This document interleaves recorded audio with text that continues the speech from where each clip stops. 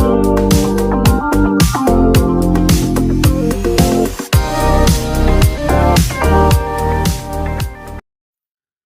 semua, salam sejahtera Malaysia, tuan-tuan dan puan-puan yang amat dihormati sekalian.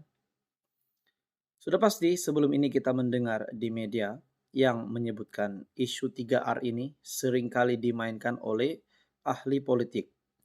Dan yang lebih mengejutkan, isu 3R ini seringkali dimainkan oleh pemimpin-pemimpin dari Perikatan Nasional. Sudah pasti nama Hadi Awang juga kita pernah dengar dapat dikaitkan dengan isu 3R. Bahkan nama pengurusi Perikatan Nasional sendiri, Tan Sri Muhyiddin Yassin. Dan juga bekas Perdana Menteri 2 kali yaitu Tun Dr. Mahathir Mohamad juga pernah dikaitkan dengan isu 3R ini. Nah, tuan-tuan dan puan yang amat dihormati sekalian, satu artikel di mana berkaitan dengan 3R, PDRM akan ambil tindakan berdasarkan tata cara dan peraturan. Satu artikel dari sinarharian.com. Artikel ini menyebut tindakan polis Diraja Malaysia ataupun PDRM terhadap mana-mana individu yang melakukan kesalahan membabitkan isu 3R adalah berdasarkan tata cara dan peraturan yang termaktub kata timbalan Menteri Dalam Negeri Datuk Seri Dr. Syamsul Anwar Nasara ketika menggulung perbahasan usul kajian separuh penggal RMK 12 bagi kementerian itu. Beliau berkata tindakan tegas akan diambil terhadap individu yang mengeksploitasi isu 3R tanpa mengira latar belakang, status atau kedudukan. Kita juga pernah mendengar titah daripada Sultan. Titah Sultan yang kita dapat lihat bahwa menghalang ataupun tidak bersetuju dengan isu 3R ini dimainkan. Pada akhirnya saudara-saudara beberapa nama besar kepimpinan politik di Malaysia dikaitkan dengan isu ini juga, terutamanya dari kepimpinan Perikatan Nasional. Jadi melalui artikel ini, adakah kepimpinan politik yang memainkan isu 3R ini berisiko untuk ditangkap ataupun dikenakan tindakan undang-undang? Dalam artikel ini lagi, apa sahaja keputusan dan tindakan yang dibuat oleh Kementerian Dalam Negeri, kita punya tata cara dan peraturan yang termaktub dalam undang-undang sedia ada. Kita sentiasa komited dan mendukung hak kebebasan bersuara sebagaimana yang ada dalam perlembagaan persekutuan selagi ia mematuhi peraturan-peraturan yang ditetapkan. Sebab itu, mana-mana pihak yang ingin mengelak daripada diambil tindakan, patuhilah peraturan yang ada, katanya di Dewan Rakyat. Bagi saya ini satu lagi keputusan yang mengejutkan. Beliau juga berkata demikian, bagi menjawab celahan Muhammad Sani Hamzan, PH, Hulu Langat, yang mencadangkan agar PDRM menahan pihak yang mempermain isu 3R sekiranya menerima laporan. Samsul Anwar berkata, kesalahan melibatkan isu 3R dinyatakan dengan jelas dan termaktub dalam Akta Hasutan 1948, Kanun Keseksaan Akta 574, serta Akta Komunikasi dan Multimedia 1998. Pihak kerajaan dan PDRM terbuka serta bersedia memberi penjelasan mengenai perkara itu sekiranya pihak pembangkang mahukan maklumat lanjut. Katanya ketika menjawab soalan mengenai parameter berkaitan kesalahan melibatkan isu 3R yang dibangkitkan oleh Datuk Dr. Radzi Jidin, PN Putrajaya dan Dr. Abdul Ghani, PN Jerlun. Beliau juga berkata Kementerian Dalam Negeri sedang melaksanakan kajian bagi membangunkan sistem kawalan sempadan negara yang dilengkapi sistem pengawasan terkini dan teknologi kecerdasan buatan AI bagi membolehkan operasi tanpa pengawasan, proses pintar, kemudahan penyebaran, serta pengawasan sepanjang masa bagi melindungi sempadan darat dan maritim. Satu artikel dari Sinar Harian, 3R, PDRM ambil tindakan berdasarkan tata cara dan peraturan. Halo semua, salam sejahtera Malaysia, tuan-tuan dan puan-puan yang amat dihormati sekalian. Seperti yang kita tahu, kejutan baru Malaysia. Mungkin sehingga hari ini bukan lagi kejutan.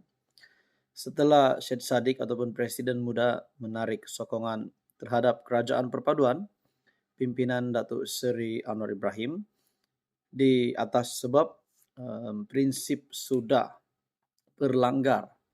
Akhirnya saudara-saudara, apa yang dilakukan Syed Saddiq? Setelah beberapa kali digesa untuk meletakkan jawatan, hari ini pula kita mendengar Presiden Muda, ahli Parlimen Muar itu, membuat kenyataan yang menggemparkan ramai dengan menyatakan ataupun menggelar kerajaan sebagai NATO. Akhirnya, apa yang berlaku kepada Syed Saddiq selepas menggelar kerajaan sebagai NATO ataupun NATO? Adam Adli bidas Syed Saddiq. Satu artikel dari Sinar Harian.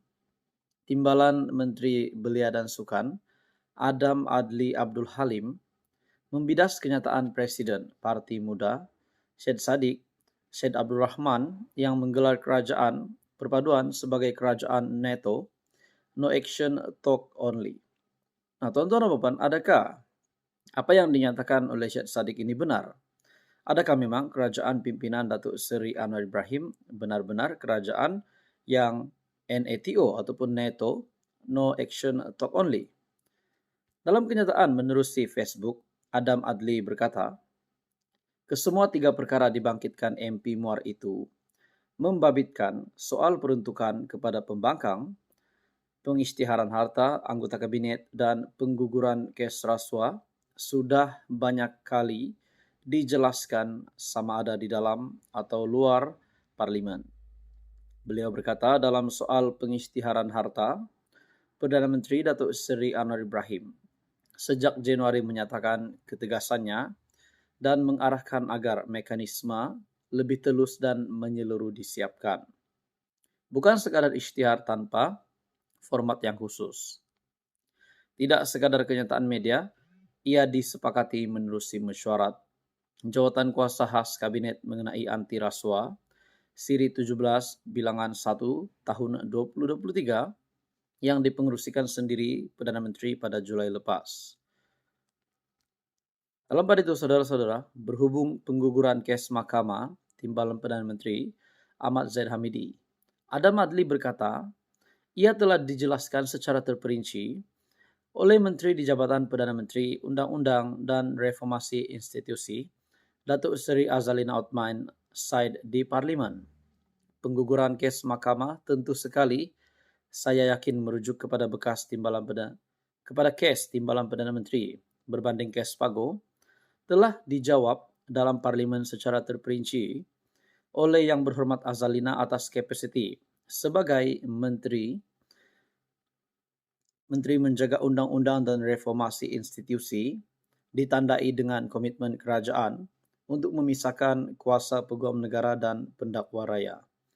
Malah, isu DNAA melepas tanpa membebaskan TPM juga telah dibawa kepada perhatian Jawatan Kuasa Pilihan Raya Khas Parlimen, selain bakal dijawab sendiri oleh Perdana Menteri.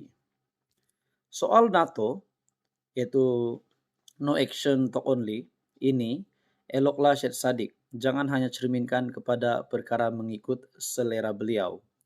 Cerminkan juga kepada dasar kebajikan rakyat dikemukakan menerusi belanjawan 2023 yang lepas dan inisiatif sedang berjalan dalam menoktakan kemiskinan tegar, menyelesaikan masalah dan keperluan asas rakyat termasuk sekolah dan fasiliti kesihatan, bekalan air bersih, pemulihan ekonomi pasca pandemik dan transisi tenaga yang bakal bermula kelak.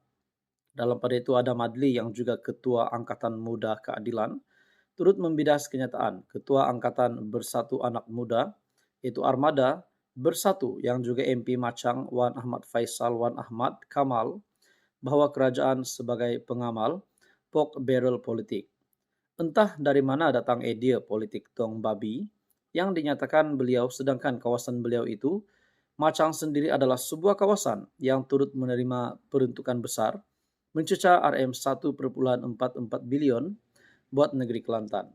Nah, saudara-saudara akhirnya setelah digesa untuk meletakkan jawatan MP Muar Syed Saddiq, Akhirnya beliau dengan berani menggelar kerajaan sebagai neto dan menurut Adam Adli, jangan membuat kenyataan mengikut selera beliau. Dan itu adalah kejutan baru untuk Syed Sadiq hari ini.